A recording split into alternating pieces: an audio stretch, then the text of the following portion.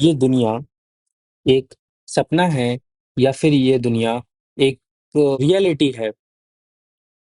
आप कहेंगे कि ऑब्वियसली रियलिटी हम जब देख पा रहे हैं, तो ये रियलिटी है। अब मान लीजिए आप सो रहे हैं और आप सपना देख रहे हैं, लेकिन ध्यान देने वाली बात यह है कि जब आप सपना देख रहे होते हैं, तब आपको पता नहीं होता आप सपने में हैं, आपको लगता है कि आप रियलिटी में हैं और जब आप जगते हैं, तब आपको पता लगता है कि अरे! आप तो सपना देख रहे हैं। अब क्या हो कि इस जगने से ऊपर एक और जगना हो, मतलब कि ये कि आपकी नॉलेज बढ़े और आपको पता लगे कि जिस दुनिया को आप रियल समझ रहे थे, वह रियल है ही नहीं, वह तो ड्रीम है या मैं कह दूँ वह तो मिथ्या है।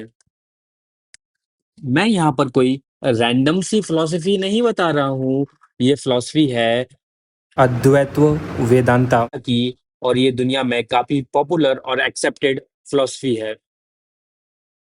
एक बार चैट जीपीटी से कॉन्शियसनेस और अल्टीमेट रियलिटी की दुनिया की अल्टीमेट रियलिटी क्या है इसके रिगार्डिंग सवाल पूछे गए तो चैट जीपीटी ने एग्जैक्टली मिरर किया हिंदुइज्म के अद्वैत वेदांता की फिलॉसफी को। सैम एल्टमैन जो कि फाउंडर हैं चैट जीपीटी के और सीईओ भी हैं ओपन एआई के जो चैट जीपीटी को संभालती है, उन्होंने भी सेम चीज कहा एब्सोल्यूट इक्विवेलेंस ऑफ द ब्राह्मण एंड आत्मा। देखो इन्फ्लुएंस इस फिलॉसफी का बहुत ही ज्यादा इन्फ्लुएंस है। अगर आप क्वांटम फिजिक्स में देखें तो क्वांटम फिजिक्स के फादर अरविंद श्रोडिंगर और वर्नर हाइजेनबर्ग ये बड़े नाम आते हैं जो कि अद्वैत वेदांत की फिलॉसफी में मानते थे। वहीं पर फिलॉसफी की दुनिया में आर्थर स्कॉफेनहावर और स्वामी विवेकानंद जैसे बड़े बड़े लोग इस फिलॉसफी को सही मानते थे। अगर हम बात करें, स्वामी विवेकानंद से प्रभावित थे Nikola Tesla and he was also the follower of the philosophy of Advaita Vedanta.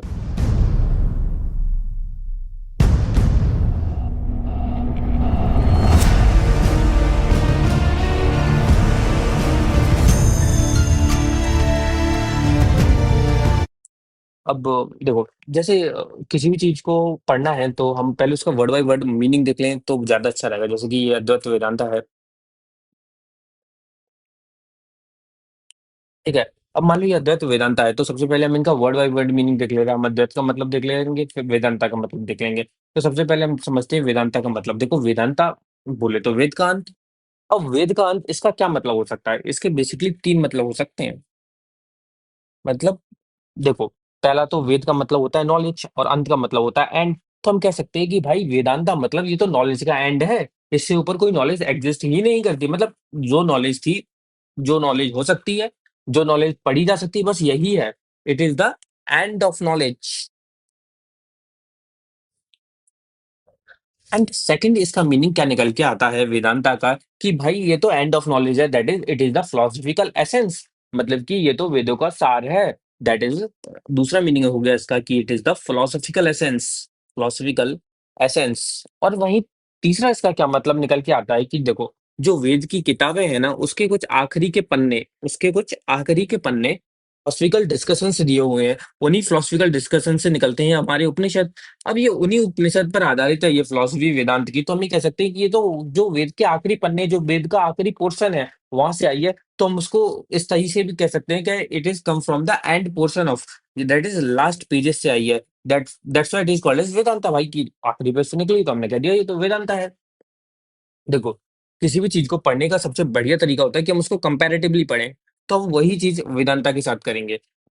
देखो वेदांता के बहुत सारे टाइप हो सकते हैं, लेकिन मेनली हम 2 टाइप देखेंगे। एक तो अद्वैत वेदांता और दूसरा देखेंगे हम द्वैत वेदांता। अद्वैत, अद्वैत का मतलब क्या भाई? अद्वैत का मतलब देखो, अद्वैत का मतलब हो गया कि 2 नहीं है, 2 नहीं है। लेकिन सवाल तो यही आता है कि भाई क्या 2 नहीं है? 2 नहीं है समझ में आया, लेकिन क्या 2 नहीं है? आत्मन, दैट इज मैं, और परमात्मा, आत्मन एंड ब्राह्मण।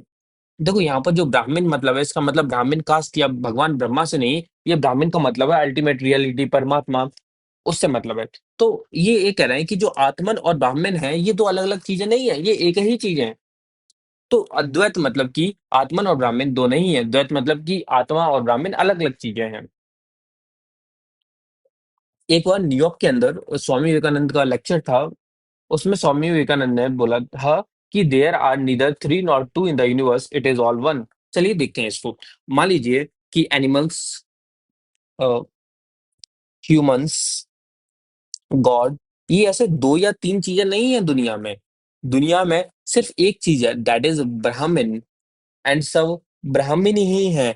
फॉर एन एग्जाम्पल, जैसे कि मान लो कोई गोल्ड की रिंग है, या फिर कोई गोल्ड की चेन है, या फिर कोई गोल्ड की ईयर रिंग है, या कोई अदर ज्वेलरी है गोल्ड की। अल्टीमेटली ये सब है तो गोल्ड ही। उसी प्रकार कोई भी एनिमल है, ह्यूमन है, गॉड है, वो अल्टीमेटली ब्राह्मण ही है। That's why he said there are neither three not two in the universe, it is all one. देखो, आपने कुछ ऐसे महावाक्य सुने होंगे, हैवी स्टेटमेंट्स, और ये जैसे कि अहम ब्रह्मास्मि, तत्त्वमसि, और ये दोनों के दोनों महावाक्य आधारित हैं किस पे? अद्वैत वेदांता की फिलॉसफी पे। अहम ब्रह्मास्मि का मतलब है आई एम ब्राह्मण। देखो, जो आत्मन है वही ब्राह्मण है, तो मैं ये कह सकता हूँ कि मैं ही ब्राह्मण हूँ, क्योंकि आत्मा ही तो ब्राह्मण है। और देखो, एक बार क्या हुआ था कि जो छांदोग्य ऋषि हैं, ये छांदोग्य उपनिषद के अंदर किस्सा आता है कि छांदोग्य ऋषि से उनके पुत्र ने पूछा था कि पिताजी, ऐसा क्या है जिसके जान लेने से मैं पूरी दुनिया को जान सकता हूँ, सब कुछ जान सकता हूँ, जो जानने योग्य है वह जान सकता हूँ। और तो छांदोग्य ऋषि कहते हैं कि तत्त्वमसि, वह तुम हो। मतलब कि ये कि तुम कौन हो? आत्मन। अगर तुमने आत्मन को जान लिया तो आत्मन तो ब्राह्मण है, तो तुमने ब्राह्मण को जान लिया। और जो वर्ल्ड है वो तो मिथ है। तो यदि तुमने ब्राह्मण को जान लिया तो तुमने सब कुछ जान लिया, इसीलिए ऋषि कहते हैं तत्त्वमसि। बाकी आपने एक निर्वाण षटकम सुना होगा, निर्वाण षटकम। निर्वाण षटकम को लिखा था आदिगुरु शंकराचार्य ने, और उसमें एक लाइन आती है, चिदानंद रूपम शिवोहम शिवोहम, चिदानंद रूपम शिवोहम शिवोहम शिवोहम। देखो, चिदानंद रूपम, I am the form of consciousness, यानी कि मैं ब्राह्मण का एक प्रकार हूँ। शिवोहम शिवोहम, आई एम शिवा, क्योंकि शिव भी ब्राह्मण है और मैं भी ब्राह्मण हूँ, that's why I am Shiva. देखो, बट सवाल ये आता है कि भाई अगर सब फंडामेंटली सेम है तो फिर ये अंतर क्यों है? लाइक फॉर एग्जांपल, मैं ऐसे समझो कि जैसे कोई लिविंग बींग है, उस लिविंग बींग के भी बहुत सारे टाइप, अलग अलग प्रकार के लिविंग बींग है। उसमें जैसे कि मान लो कोई ह्यूमन है, अब ह्यूमन के भी तो बहुत सारे प्रकार है ना, लाइक ह्यूमन के भी बहुत सारे प्रकार है, कोई गरीब है, कोई अमीर है, कोई प्राइम मिनिस्टर है, कोई बिल्कुल ही प्रोलिटेरियट है। तो भाई अलग अलग टाइप के ह्यूमंस है, तो ये ऐसा क्यों? इसका रीजन है माया। ठीक है। देखो, अगर हम फाउंडर्स की बात करें जो अद्वैत वेदांता को फाउंड किया था, वो किया था आदिगुरु शंकराचार्य ने। और ये केरल से थे, और इन्होंने इंडिया के चारों डायरेक्शन में चार मठों की स्थापना करी थी, वैदिक नॉलेज को प्रिजर्व करने के लिए। वहीं द्वैत वेदांता को फाउंड किया था माधवाचार्य ने। अगर हम वर्ल्ड देखें, ये फिलोसफीज वर्ल्ड को, दैट इज जगत को कैसे देखती हैं, तो सबसे पहले हम देखते हैं कि अद्वैत वेदांता दुनिया को कैसे देखता है। ये चीज मैं पहले ही बता चुका हूँ कि अद्वैत वेदांता देखता है कि वर्ल्ड क्या है, एक मिथ है, एक मिथ्या है, इल्यूजन है। और वहीं द्वैत वेदांता कहता है कि नहीं नहीं, वर्ल्ड कोई मिथ मिथ नहीं है, वर्ल्ड रियलिटी है। एक वर्ल्ड है जहाँ पर सारे लिविंग है, लेकिन हाँ, ये मानता है कि ह्यूमंस, डॉग्स वगैरह, ये सभी लिविंग आत्मन है, आत्मन सारे सेम है। और वहीं ऊपर ब्राह्मण है, एंड आपको इस दुनिया में कर्म करना है और आपको ऊपर पहुंचना है। That's it. ये कहता है कि भाई दुनिया मिथ्या नहीं है, दुनिया रियल है। देखो, अद्वैत वेदांत की फिलॉसफी को ही एक्सप्लेन करते हुए अ, आदिगुरु शंकराचार्य ने यह श्लोक बोला था कि ब्रह्म सत्यम, दैट इज हम कह सकते हैं कि ब्राह्मण ट्रुथ है। जगत मिथ्या, मतलब कि वर्ल्ड जो है मिथ है। जीवो ब्रह्मैव नापरः, दैट इज लिविंग बीइंग है, वही ब्राह्मण है। एक चीज समझो कि अगर लिविंग बीइंग ब्राह्मण है, तो मान लो कोई प्राइम मिनिस्टर है, कोई गरीब आदमी है, कोई डॉग है, या कोई इवन कैट है। तो भाई, अब आप क्या देखोगे कि अगर आप इसको अद्वैत वेदांता की दर्शन से देखो, अद्वैत वेदांता की फिलॉसफी से देखो, तो आपको पता चलेगा ये तो सब सेम ही है।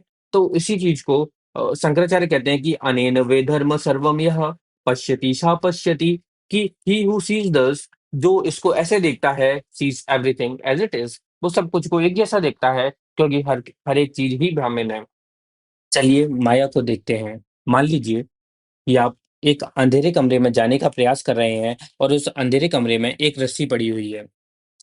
अब जो कमरे का अंधेरा है वो क्या करेगा कि इस रस्सी को ढक लेगा, और आपको ये रस्सी ढंग से नहीं दिखेगी। वहीं पर आपका दिमाग इस रस्सी के ऊपर एक रियलिटी प्रोजेक्ट करेगा, और आपको ये रस्सी स्नेक जैसी दिखेगी, और आप समझेंगे कि ये रस्सी स्नेक है, और आप इस कमरे से वापस चले जाएंगे। वेल, यही माया है। चलिए और अच्छे से समझते हैं। माया की दो शक्तियां होती हैं, एक तो आवरण शक्ति और दूसरी होती है विक्षेप शक्ति। आवरण शक्ति क्या करती है, वो ट्रुथ को ढक लेती है, और वहीं पर जो विक्षेप शक्ति है वो उस ट्रुथ के ऊपर एक आर्गुमेंटेड रियलिटी है कि रियलिटी प्रोजेक्ट करती है, जिससे कि आप उस रियलिटी में फंस के रह जाते हैं और आप उस बंधन में ही फंसे रह जाते हैं। देखो, अगर हम ब्राह्मण की बात करें, तो ब्राह्मण को अद्वैत वेदांत की फिलॉसफी देखती है कि ब्राह्मण निर्गुण है, यानी कि ब्राह्मण एक प्रकार से प्योर कॉन्शियसनेस है, उसके पास कोई स्पेशल क्वालिटी नहीं है। वहीं अद्वैत वेदांता कहता है कि ब्राह्मण सगुण है, यानी ब्राह्मण के पास कोई स्पेशल क्वालिटीज हैं। ब्राह्मण को ये पर्सोनिफाइड गॉड की तरह भी मानते हैं। देखो, अगर ब्राह्मण की बात करें, तो उसको अंडरस्टैंड करना बहुत ही ज़्यादा डिफ़िकल्ट है, क्योंकि ह्यूमन वर्ड्स की अपनी एक लिमिटेशन होती है, और वर्ड्स क्रिएशन है ह्यूमन माइंड का। बेसिकली अगर हम वर्ड्स के थ्रू ब्राह्मण को समझने की कोशिश करेंगे, तो ये नेक्स्ट टू इम्पॉसिबल है। ब्राह्मण को फ़ील किया जा सकता है, इसको महसूस किया जा सकता है, लेकिन फिर भी हमारे उपनिषद में एक तरीका दिया गया है ब्राह्मण को समझने का, जिसको कहते हैं नेति-नेति, नॉट दिस, नॉट दिस। मान लीजिए, जैसे जो चीज़ चेंज हो रही है लगातार, जिसमें परिवर्तन हो रहा है, वह तो ब्राह्मण होगा नहीं। जैसे कि क्या बॉडी ब्राह्मण होगी? नहीं होगी। क्या माइंड ब्राह्मण होगा? नहीं होगा। क्या ब्रेथ ब्राह्मण होगी? नहीं होगी। क्या इंटेलेक्ट ब्राह्मण होगा? नहीं होगा। क्या ईगो ब्राह्मण होगा? नहीं होगा। तो जब हम ऐसे ही करते जाएँगे, नेति-नेति, ये भी नहीं, ये भी नहीं, ऐसे ही हम नेति-नेति, तत्त्वमसि, यानी कि वह तुम हो, आखिरी में हम पहुँचेंगे कि ये भी ब्राह्मण नहीं, ये भी ब्राह्मण नहीं, जो बचा वह तुम हो, वही ब्राह्मण है। देखो, अगर हम आत्मन की बात करें कि ये सोल को कैसे देखते हैं, अद्वैत वेदांत की फिलॉसफी में हम आत्मा और ब्राह्मण को सेम मानते हैं, वहीं द्वैत वेदांता में हम आत्मा और ब्राह्मण को सेम नहीं मानते। लेकिन हाँ, अद्वैत वेदांता ये मानता है कि जितनी भी आत्माएँ हैं, चाहे वो ह्यूमन की हो या किसी एनिमल की हो या सारे लिविंग बीइंग की आत्मा सेम है, लेकिन जो ब्राह्मण है, वो अलग है। क्यों अलग है? क्योंकि वह ईश्वर है, और आपको यहाँ पर भक्ति करनी है, जिससे कि आप वहाँ तक पहुँच पाएँ। चलिए मोक्ष को समझते हैं। देखो,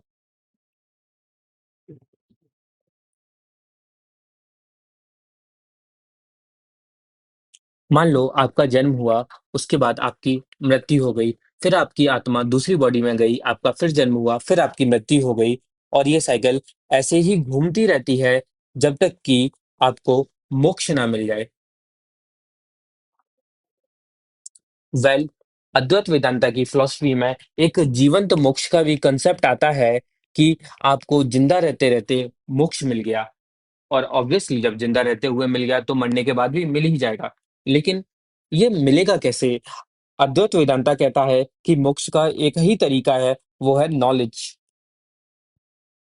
जब आपकी विद्या बढ़ती है और अविद्या घटती है, तब आपको दुनिया की रियलिटी के बारे में पता चलता है, और आप समझते हैं कि ये वर्ल्ड मिथ है, और आपको ब्राह्मण का रियलाइजेशन होता है। उसी वक़्त आपको मोक्ष मिल चुका है, वहीं पर आप जीवंत मोक्ष में हैं, और ऑब्वियसली जब जीवंत मोक्ष में है, तो मृत्यु के बाद भी मोक्ष होगा। और वहीं द्वैत वेदांता मानता है कि मोक्ष का तरीका भक्ति है। अब ऐसा नहीं है कि अद्वैत वेदांता ने भक्ति को रिजेक्ट कर दिया। इवन जो आदि गुरु शंकराचार्य थे, उन्होंने कुछ भक्ति की पोयम भी लिखी थी, जैसे कि भज गोविंदम। अब मान लीजिए कोई मूढ़ व्यक्ति है, कोई उतना इंटेलिजेंट नहीं है, तो उसके लिए भक्ति का मार्ग है कि वो भक्ति कर ले। तो उन्होंने भक्ति को एज़ अ पाथ ऑफ मोक्ष कभी रिजेक्ट नहीं किया था। इन्होंने कहा था कि जो भक्ति है, वह सेकेंडरी है, वह प्राइमरी नहीं है। कुछ श्लोक हैं जो कि आप देख सकते हैं। पहला है ज्ञानदेव तु कैवल्यम, कि ज्ञान ही केवल मोक्ष का कारण है। दूसरा है ज्ञानम परम ध्येयम, ज्ञानम मोक्षस्य कारणम, कि जीवन का परम लक्ष्य ज्ञान है, और ज्ञान ही मोक्ष का कारण है। अगर हम भक्ति के रोल की बात करें, तो अद्वैत वेदांता में सेकेंडरी रोल है, वहीं द्वैत वेदांता में प्राइमरी रोल है। चलिए एक बार ये क्वेश्चन देख लीजिए। ये यूपीएससी के में आया था एक बार, ये यूपीएससी का पीवाईक्यू है। तो इसमें पूछा गया है कि आदि शंकराचार्य के रिगार्डिंग कौन से स्टेटमेंट सही हैं। तो पहला स्टेटमेंट है कि उन्होंने अद्वैत वेदांता की फिलॉसफी दी थी जिसमें ये मानते हैं कि आत्मा और ब्राह्मण बेसिकली एक ही चीज है। तो ऑब्वियसली ये स्टेटमेंट सही है। दूसरा स्टेटमेंट कह रहा है कि उन्होंने भक्ति को as a path to attain moksha reject कर दिया था। तो ये स्टेटमेंट गलत है, उन्होंने रिजेक्ट नहीं किया था।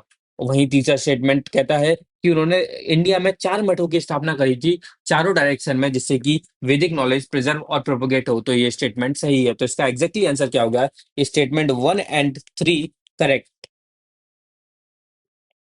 देखो, मान लो कोई डॉक्टर है या इंजीनियर है, तो वो अपने नाम के आगे डॉक्टर या इंजीनियर तब लगाता है जब वो कोई पर्टिकुलर डिग्री या एग्जाम पास कर लेता है। उसी प्रकार कोई आचार्य अपने नाम के आगे तब लगाता है। देखो, आजकल तो कोई भी आचार्य लगा लेता है कि हर कोई अपने नाम के आगे आचार्य लगा के बैठा है। लेकिन आचार्य तब लगाता है फाइनली कोई भी, जब वो ब्रह्म सूत्र पर कमेंट्री लिख देता है। अब मान लीजिए आपको अद्वैत वेदांता को समझना है, तो आप आदि गुरु शंकराचार्य की ब्रह्म सूत्र पर कमेंट्री पढ़ लीजिए, और आपको द्वैत वेदांता को समझना है तो आप माधवाचार्य की ब्रह्म सूत्र पर कमेंट्री पढ़ लीजिए। देखो, मैंने जो भी बताया मैं उसको एक और कंक्लूड कर दे रहा हूँ, कंक्लूजन। देखो, जब आप सपने में होते हैं, तब आपको पता नहीं होता कि आप सपने में हैं, आप उसको रियल समझ रहे होते हैं। उसी प्रकार जैसे आप अभी दुनिया को रियल समझ रहे हैं, तो वर्ल्ड जो है एक प्रकार से ड्रीम है, ये मिथ है। दूसरा पॉइंट ये निकल के आता है कि जो हमारी आत्मा है वही ब्राह्मण है। तो जो सारे लिविंग ऑर्गेनिज्म है, चाहे वह भगवान हो या कोई चींटी हो, सबके सब ब्राह्मण है, यानी कि ऑल आर वन। जो इसमें तीसरा पॉइंट निकल के आता है कि मोक्ष का, स्पेशली जीवंत मोक्ष का तरीका है, वह है नॉलेज।